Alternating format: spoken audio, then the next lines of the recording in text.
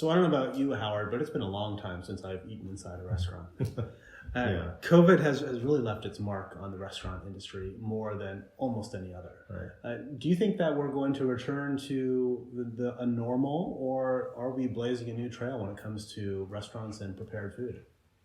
Well, I think everybody's going to have an opinion on this since everybody has a personal stake in this. Hopefully we'll get some answers from this panel. We have a terrific group of experts. One is a restaurateur, another is a food delivery company, another is a sort of high-tech vending machine food meal company, and a VC.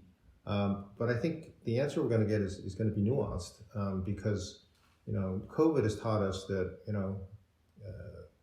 getting deliveries of food is one viable way to get a meal, but people want to get back and have a social life in restaurants.